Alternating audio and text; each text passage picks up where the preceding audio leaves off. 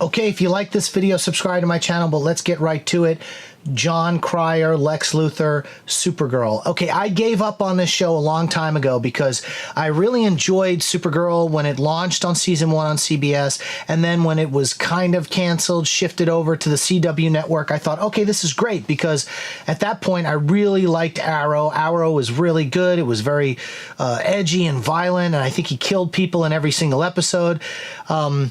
And so I thought, wow, okay, and The Flash was really good. And so I'm like, all right, so all these shows, bringing all the superheroes home.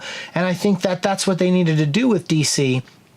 And so I really, really enjoyed Supergirl early on. Now, once it made its move over to the CW, the storylines kind of got a little weird for me. I mean, I'm all about Supergirl fighting supervillains and that kind of stuff, okay?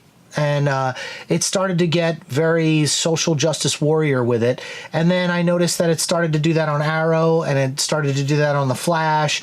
And, you know, I get it, like, we need to have these discussions, but I just don't know if the themes should be forced into every single episode of a comic book series. I mean, you want to see the fun action. You want to see someone save the planet. You want to see Arrow kill some people. And they kind of got away from that on all of the shows. And so I stopped tuning out. I would only tune in to the episodes where they did these crossovers, where all the shows would intertwine over like 4 nights. They'd jump from one show to the next. And those were fun and exciting. But, you know, they weren't the coming out of the closet lesbian theme, you know, stuff that was going on, the B stories and the A and the C stories on Supergirl. I just tuned out. And it's not that it's to say that there's not a place for that.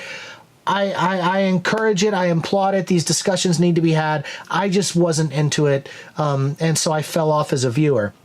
So then I read in People magazine, I think it was People, online, that Jon Cryer was cast as Lex Luthor. And I thought, well, then that's interesting, because, you know, I never really watched 2.5 Men. I may have seen a handful of episodes over the years. It just wasn't my show. I wasn't into it. But I've always liked Jon Cryer. And I remember, I think he did some episodes of NCIS where he shaved his head, and because I think, you know, there was a Conan O'Brien episode where he appeared where he admitted that his hair was fake or something like that, and so that he didn't have much up on there, and he was very liberated when he shaved his head and stopped trying to fake the hair. And so he did one of his favorite shows, which was NCIS. And then somebody had seen that and said, well, no, you know, he over at the CW, and said, but he would be it was like a friend of the producer of the showrunner or something, and said Jon Cryer for Lex Luthor. And you got to remember, when I was a kid, I saw Superman 4: The Quest for Peace in the theater, and it was a terrible movie. Even back then, I realized it just wasn't very good. It wasn't as good as all the other Superman films. And Jon Cryer played Lex Luthor's nephew in that. And he was a comic relief. Ned Beatty probably didn't want to come back and do Superman 4, so he wasn't involved. So Lex Luthor needed a new foil, sidekick, so jumps in Jon Cryer as his trying to be crime nephew, a criminal nephew.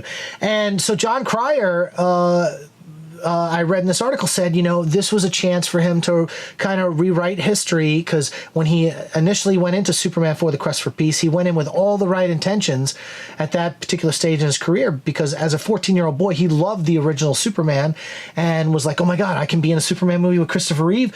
So he jumped at the chance, but he felt he let, you know, people down, and that this was his chance to right the wrong. And I'll tell you what, he knocked it out of the park. Jon Cryer was awesome as Lex Luthor in this. He was a nice balance between a Gene Hackman, a Rosenbaum, and then he brought his own elements to it. I loved it. I thought it was great. And it's made me want to watch more Supergirl.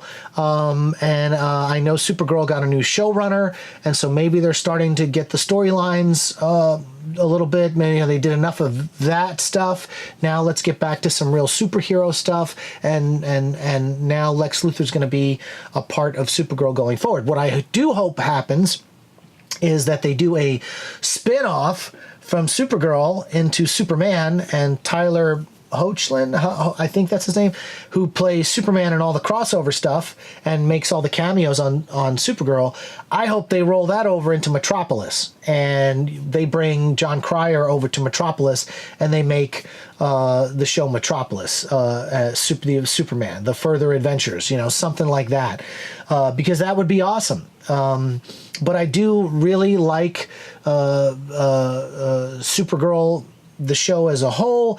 I just fell off of it for a while because of the storylines, but now I might be back into it. What did you think? Did you guys see Jon Cryer playing Lex Luthor the other night? I mean, one of my favorite parts was towards the end where he yells out, "Mr. Smucker!" And he did it in such a Gene Hackman, Jon Cryer kind of way that I thought, okay, this is good.